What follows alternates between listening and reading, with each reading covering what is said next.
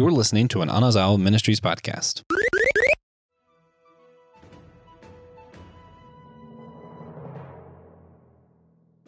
If you and your best friend were to get tattoos of your favorite anime or pirates, would they be the same? Well, for us today, it would be. Guys, this is Systematic Geekology. We are the Priest to the Geeks. I am one of your co-hosts, Joshua Knoll, also co-host of the Whole Church podcast, here with the other co-host of the Whole Church podcast and another co-host of Systematic Geekology, the greatest co-host of all time, actually, TJ Tiberius One Blackwell. Thank you.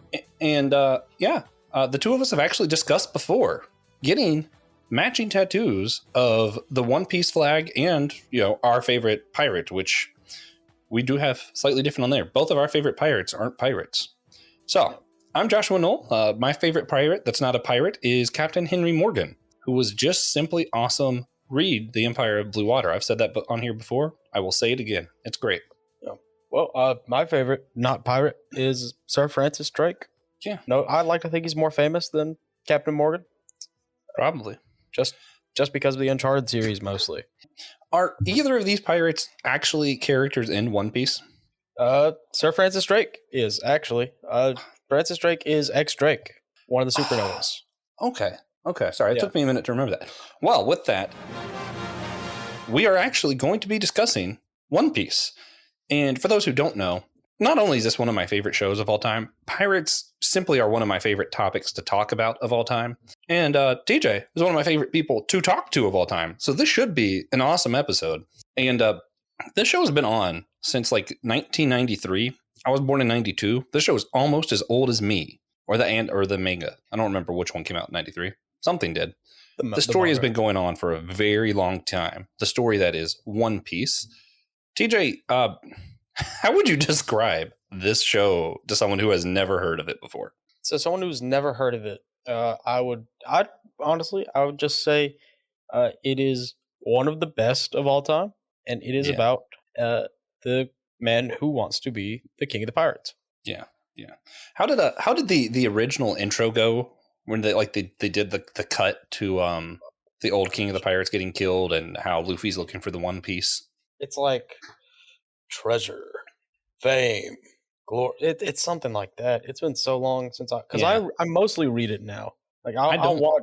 Like a lot of my friends are going through it for the first time. But the only flaw in the show is the pacing, in my opinion. So it's hard to watch. I think after the Battle of Marineford, is that what I'm thinking of? I don't know. What's the rest of your sentence? Well, I was going to say, I think after that arc, the pacing gets a lot harder in the show. And so they still have some great series I still enjoy watching, but I feel like the pacing got worse after that. Yeah, I think it was actually just bad. Like the pacing is bad for a lot of the show.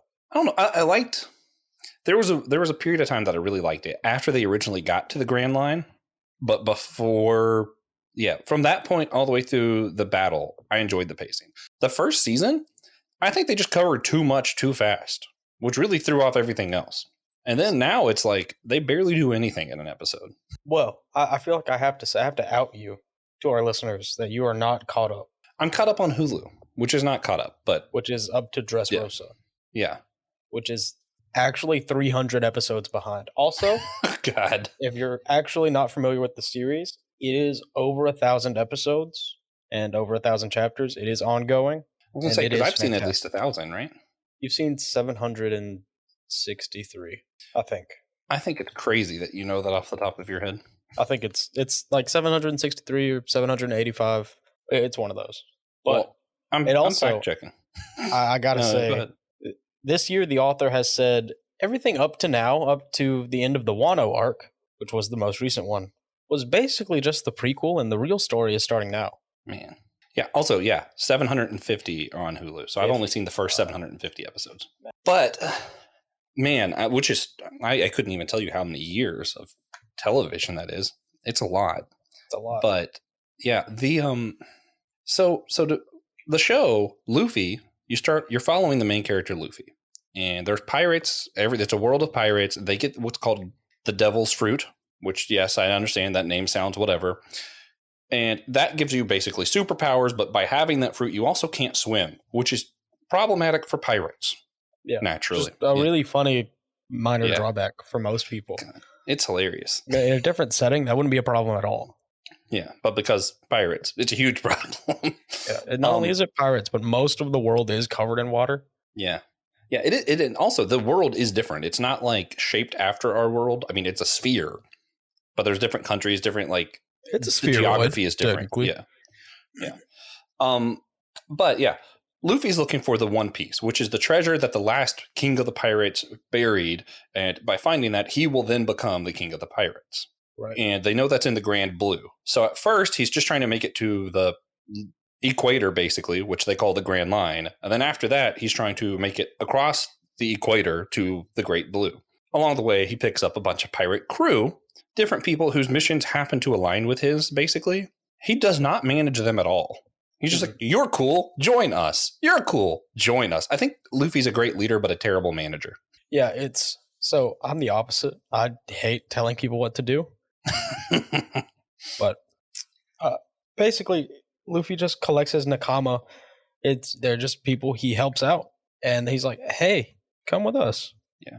And some of the reasons for when he got people are all great. I love when he's Sanji, which is their chef, and he's just like, meat? Yes. Or, of course, my favorite arc is when they find Chopper. What's that story arc? Drum Island. Yeah. When they get Chopper, it's so funny because he's a talking reindeer with different powers. And Luffy just gets so excited that there's a talking reindeer. He's like, yeah, of course he's coming with us. It's a talking reindeer. Yeah. So the devil fruits, there are different categories. Chopper, the reindeer, has a devil fruit. He has the human fruit. He's just a regular reindeer who ate the human devil fruit. So he can talk. God, it's great. And he was raised by a doctor, an old doctor lady. And it's actually a really good part of the story. Chopper's backstory is so sad, and it's really good. Yeah, it's good. Let's see. Did you have a favorite like reason why he brought someone in of the crew? I know Zoro's a classic because he's basically like, wait a minute, you're telling me this guy's the best fighter ever? And it's literally just Luffy at this point. And he's like, you join my crew. And Zoro's like a very serious character. Like, why? Who am I joining? It's me. Just me. I do like Zoro's a lot. Zoro's is really funny. Yeah, because he's a pirate hunter. And this pirate's like, join my crew. I am the only crew. I'm the pirate. Just me. It's great. Great way to start it off. I kind of want to cheat and say it's like the Grand Straw Hat Fleet, which is at the end of Dressrosa. He's just everybody he helped in Dressrosa and everyone they're affiliated with is just like, yeah, we'll be part of your crew. So like Luffy technically has a crew of thousands. That is always pretty funny too. He does technically have a fleet, not just one ship anymore. And it's just because like he helped them in Dressrosa and he was like, man, this dude's the best. It was also really funny when he got Brook because he'd been saying from the beginning, he's like, I want someone to fight, I want a chef, and I want someone to play music. Yeah, he has a vague idea of the crew he wants. You know, he needs a cook, he needs a doctor, he needs a helmsman. He's not actively searching. He needs a first mate. He's not searching out these roles. He just finds people. He's like, oh, that'll work. He's really modeling them after. God, Luffy's hilarious. Yeah, he's modeling his crew after his role model, Shanks. Yeah, who was kind of like his father figure, one of his father figures. Yeah, he had a few. He had a few because his dad was absent. Let's talk. We are going to be able to cover relatively much of the show. That's true. Too much to cover. There's too much to cover. But Luffy's real dad was leading the Revolutionary Army. Spoiler alert, it's Dragon. If you're like only a few hundred chapters into the show or episodes into the show, it's Dragon, the leader of the Revolutionary Army, is his real dad. Yeah, that was crazy too. Yeah. There's so many good characters, so many good stuff along the way. What's cool about Luffy, I think Luffy is what makes the show good in the first place. They build the show around that character. They build the story around him. And he has this, I'm going to be king of the pirates. And he doesn't really have a plan. He just has a lot of drive and willpower. And he's like, I'm just going to make this happen. It's like, what do I need? All right, I need a fighter. You're a pirate hunter. I don't care. You're a fighter. You're joining me. Yeah. And he's not bossy about it. He is a goofball. The reason I got introduced to this show, if Izzy's listening, shout out to Izzy. Izzy started watching this when we were in high school. And he just goes, Josh, I found an anime and you are the main character. And at that point, like early on in the show, that's pretty accurate. Yeah. Luffy's just this goofball who's like, I'm going to do this. He just does it. And then eat a lot of meat. Yeah, a ton of meat. I'm convinced, since this is November, Luffy also, if he was in America, his favorite holiday would also be Thanksgiving. Yeah. Probably. Yeah. Yeah. He's also a very thankful person. That's true. Yeah. It's funny because he's like, much like what you see in some of the Pirates of the Caribbean stuff, but a little more blatant here. Some of the pirates are just good people. And Luffy is a great person. He doesn't want to be a pirate because he wants to steal and live a hedonistic lifestyle. He just decided he wanted to be king of the pirates. Yeah. There's literally nothing more to it than that. Yeah. Luffy's crew in particular don't really do any pirate things except for fight the government. Yeah. And call themselves pirate, which for the longest time is literally the entire reason they have a bounty on their heads. They called themselves pirates and the government didn't like that. So they just kept fighting the government. Yep. And then, Luffy's grandpa was like the head fleet admiral in the Navy. He was cool too. Garp is awesome. Yeah. Every character in this show, almost every character in this show, is amazing. There is a reason to love absolutely every character. Yeah. Even the ones that you start off hating, like, what was the clown name? Buggy. Yeah. He was awful at first. He's probably my favorite tertiary character at this point. I'm like, I love that guy. Him or Mr. Smoke.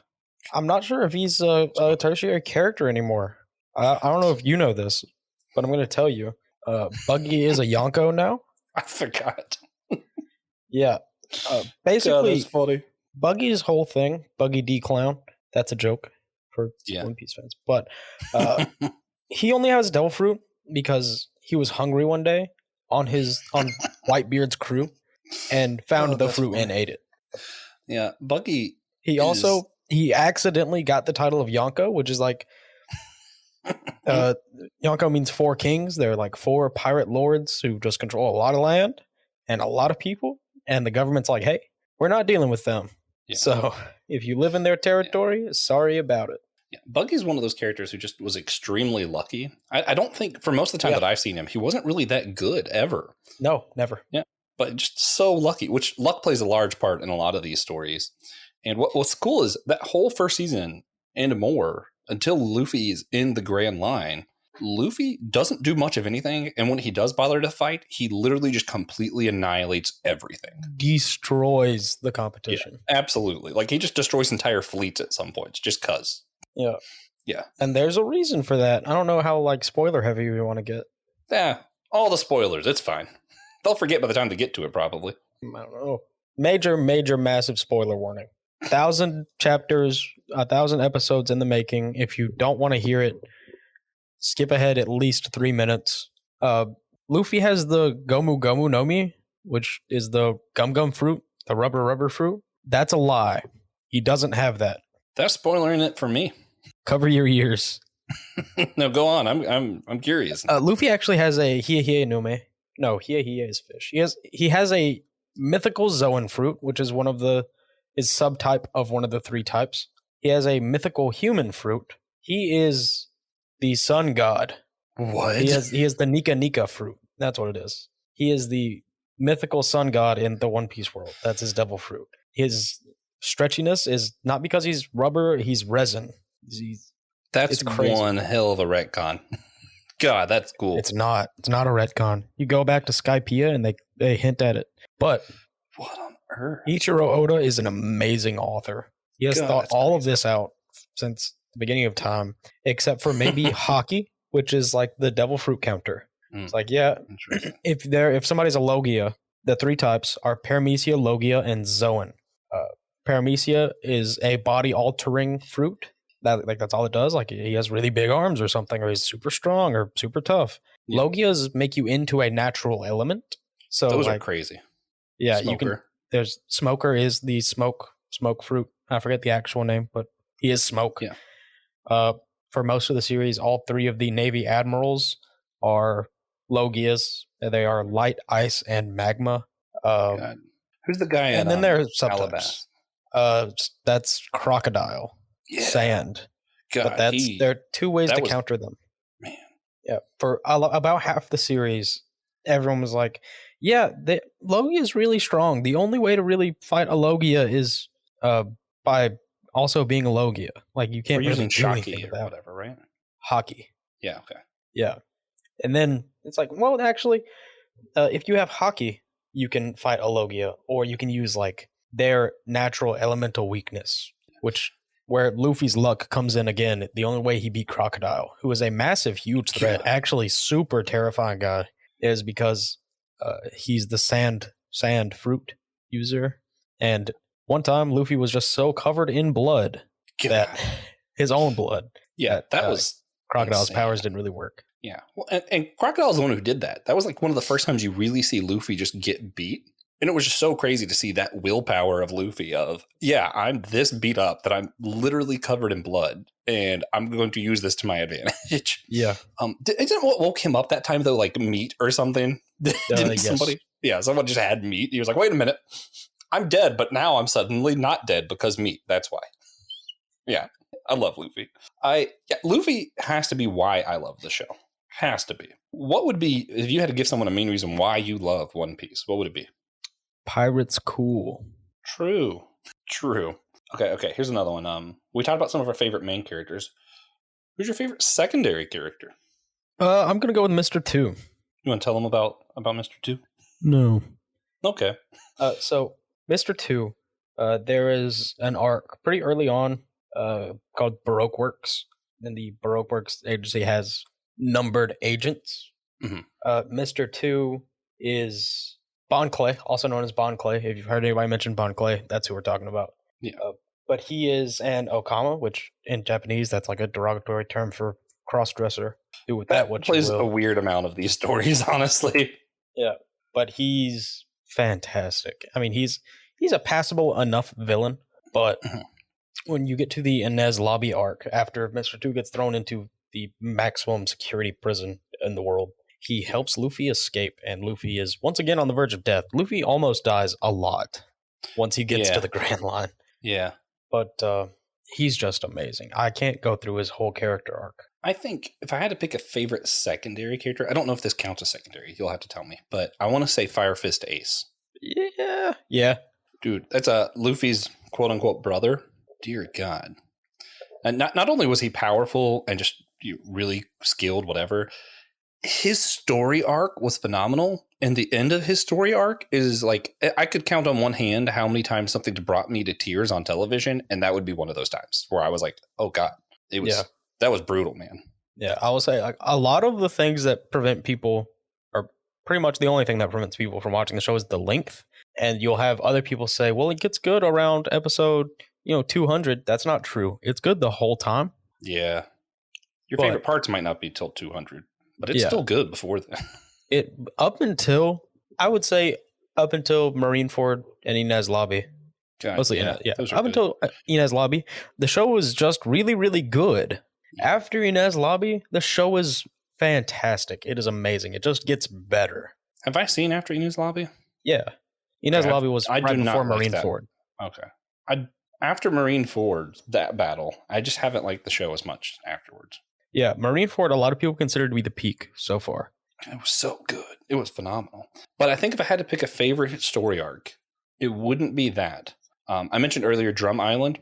Beautiful story. You see how Chopper comes to be.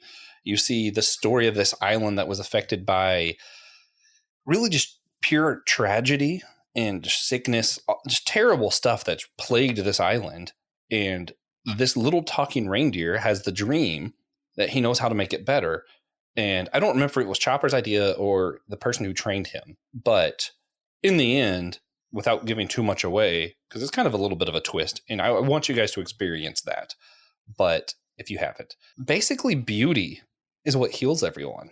And just the idea of like how powerful beauty is, art can be, that kind of stuff. That was just such a cool storyline, and just it was powerful. The imagery there was powerful. It was actually the image of the end of that arc was the background of my computer there for a while. It was good. And then, of course, I love Alabasta. that fight with Crocodile, Luffy's first real challenge, and that's where you meet Robin. That was a great arc too. That was a lot of fun, and it was very like Egyptian feeling, and I just like that kind of setting. Yeah, yeah. It's one of the first times we see Luffy lose, and he loses twice. Yeah, he loses bad. Pretty shocking. Yeah, but if you had to pick a favorite story arc so far, what would you go with? I might have to go with Wano. Wano's the most recent arc. It is insane. Man, we finally have intrigued. A full crew. We finally have, everybody's getting super strong. Everyone's getting ridiculously strong.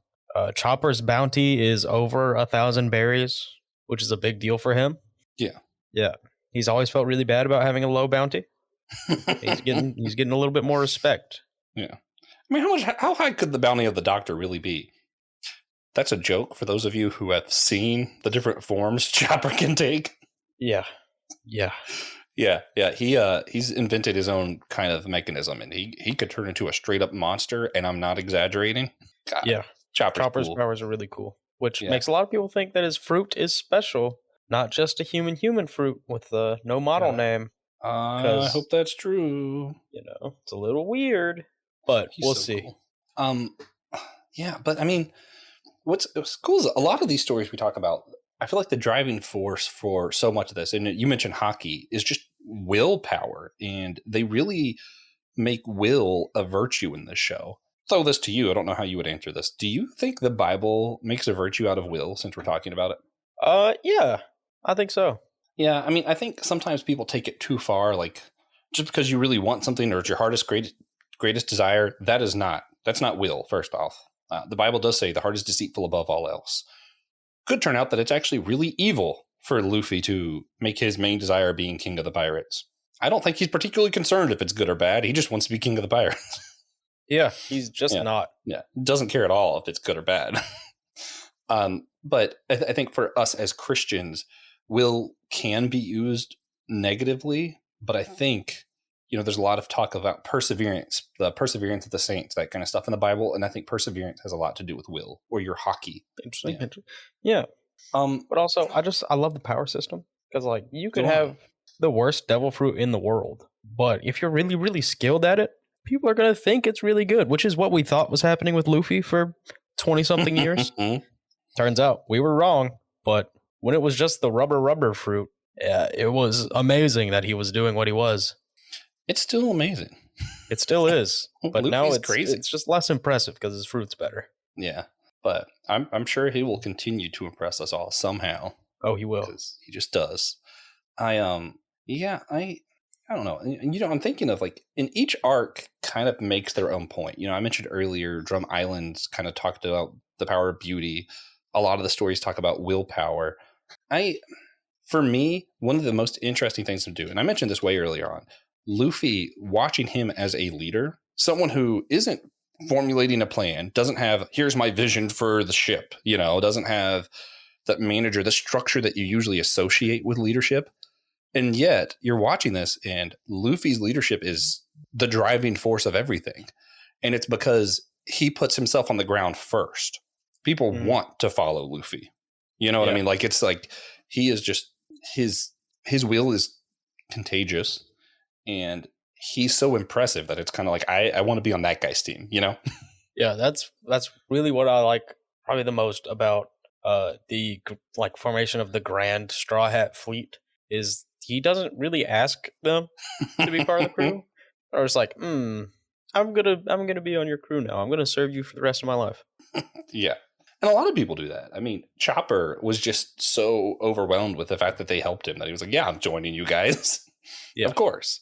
But yeah, I feel like that was kind of Nami's thing too. Maybe not at first, but I feel like eventually it was just kind of people used her, mistreated her for so long. And now it's oh, Luffy actually values me. He's not just using me. He actually would be completely fine if I just left the ship even, because Luffy's not concerned with what you do. He's not micromanaging people. No, it's not Luffy's. It's just not his thing.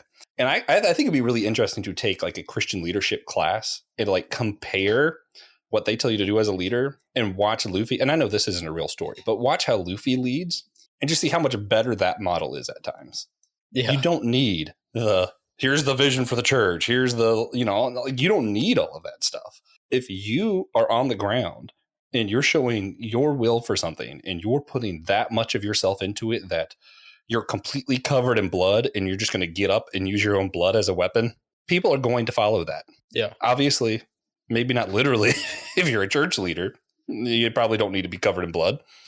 But putting that much of yourself into something, people are going to follow that. Just lead by example. Yeah, that's really what it is. At the end of the day, he's leading by example in absolutely every way. And he's not even leading. Yeah. He's just living his life. And he's not even trying to lead. He just does. And honestly, like a large part of like, if you just cut out Jesus saying, like, the only thing Jesus does that's like more direct, Jesus just says, follow me. But other than that, most of the people follow Jesus because he was Jesus. Yeah. And I feel like that's just what good leadership looks like. You don't even need to stop and say, follow me. You don't need to come up with a plan. That's all part of management, and I still think it's important. But I think part of being a good leader doesn't involve that stuff. It involves more just being the example and putting your all into whatever it is you're doing, whether it be ministry, leading a pirate ship, talking to TJ, whatever. Yeah. Do you have a least favorite character? Do I have a least favorite character? Yeah. This might be the only show that I can't think of a character that I'm like, I just don't like that character. I like all of them. There's the one cross-dresser who was like the leader of the cross-dressers for a while during the Battle of the Mare. Ivankov. If I had to pick a least favorite, probably be him. That's crazy. I still like him. Yeah, I'm picking Akainu every time. Jog my memory. He killed Ace. Oh, yeah. No, you're right. I'm wrong. I'm stupid. Yeah. Yeah. Ace dying was like so tragic. And the fact that that mark is on Luffy forever. Yep. Man. Like every time I see that, it's just a callback to that one scene with Ace. And this is one of those few scenes. And I think that's something anime does really good. Is like the art really tells some powerful messages sometimes. That image of the end of Drum Island with the cherry blossom tree. That image of just the cross, like not like vertical cross, not like Jesus cross, but it's like the X cross.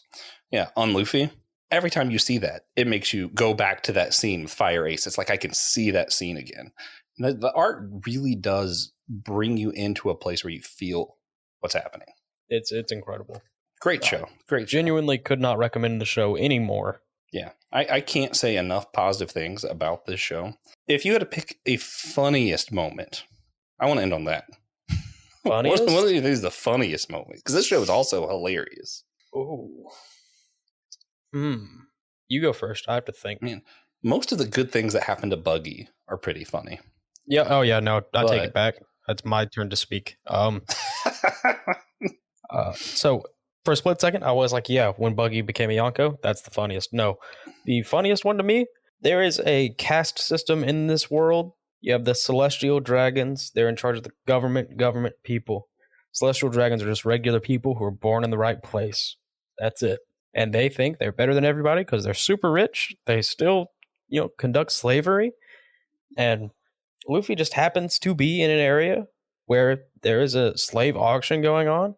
And a guy tries to buy a mermaid on stage. And once Luffy realizes what's going on, he just goes and actually punches this man so hard he dies. One time. Regular punch. Not like King Kong gun. None of his special moves. He just walks up the steps slowly and punches him. God, and he dies. Much of what Luffy does is just hysterical. Which it's a really good emotional moment, but it's hilarious to me. Can I make an entire character art my favorite funny moment? Yeah, Frankie? The entire character art of Kobe. Yeah. It's just so fun. Starting with the first time you really see him, and this is what pulled me into the show. He's doing one of those flashback moments. He's like telling his backstory, and Luffy just straight up hits him in the head and goes, "Stop that! Shut up!" Yeah.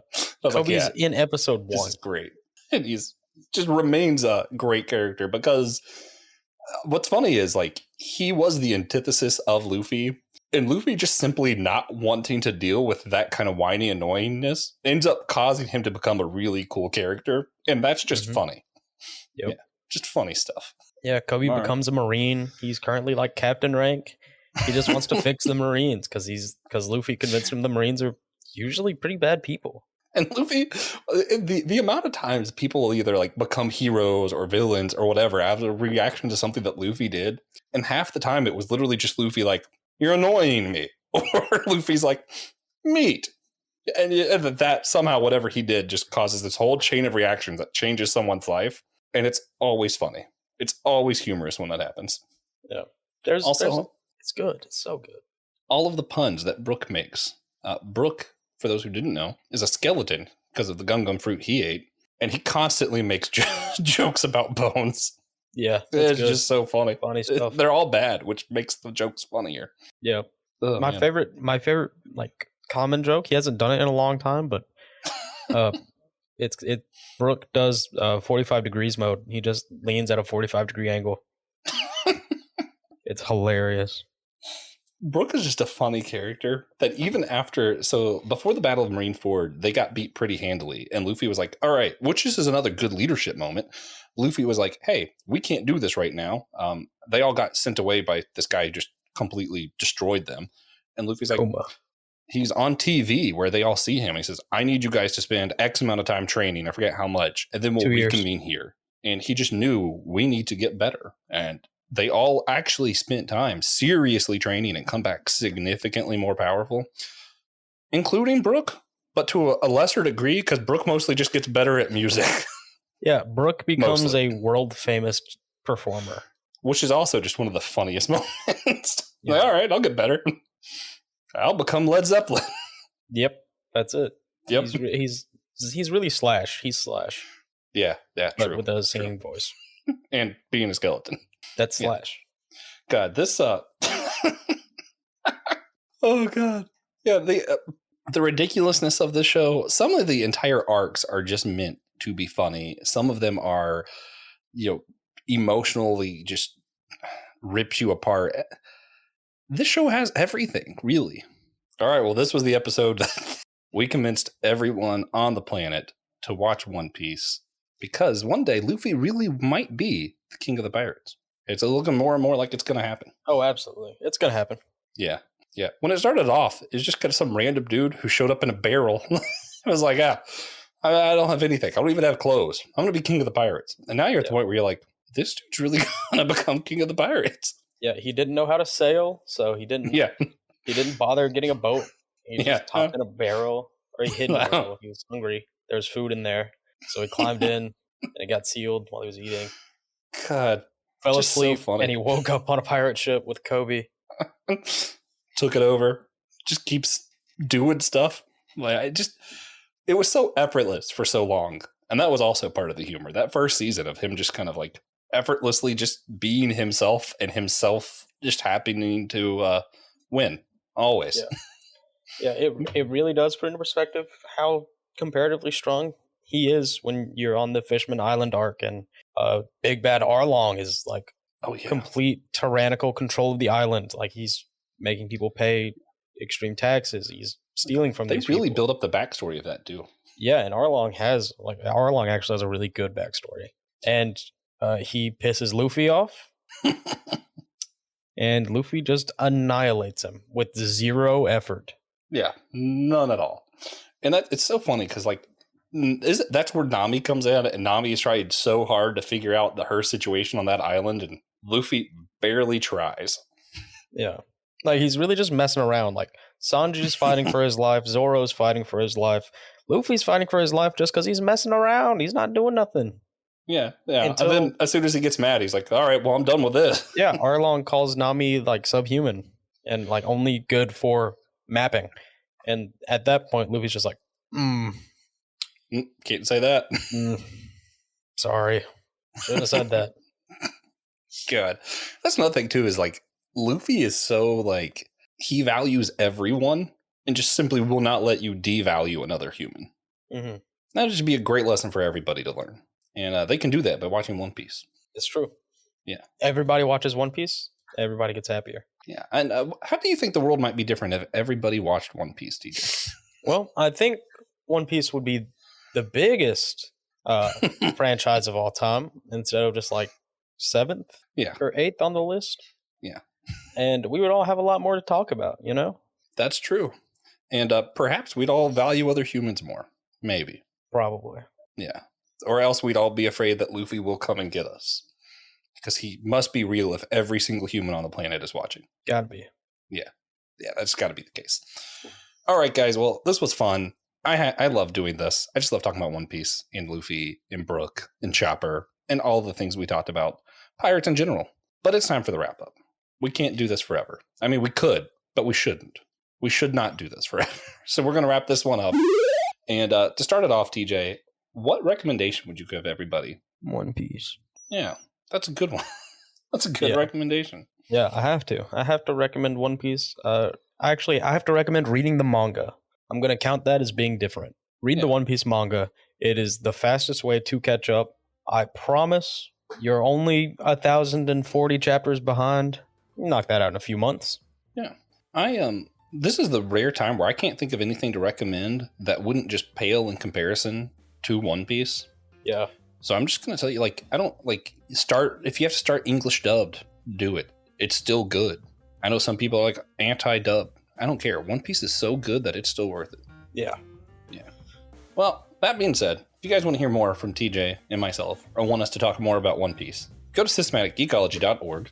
There's one tab where you can just talk to us and let us know, hey, we want to hear more about One Piece, and we will do it. There's also a tab that says host. You can click on it, have me and TJ's name on there. You can see all the other episodes that we're on where we talk about things that aren't One Piece and probably wish we were talking about One Piece.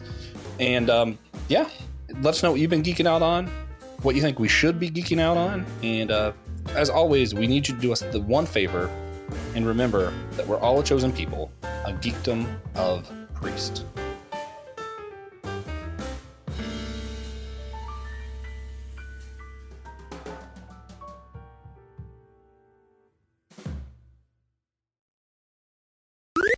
This was an Anazao Ministries podcast. If you enjoyed this show and would like to learn more about our network, be sure to check out the Anazao Ministries Podcast Network.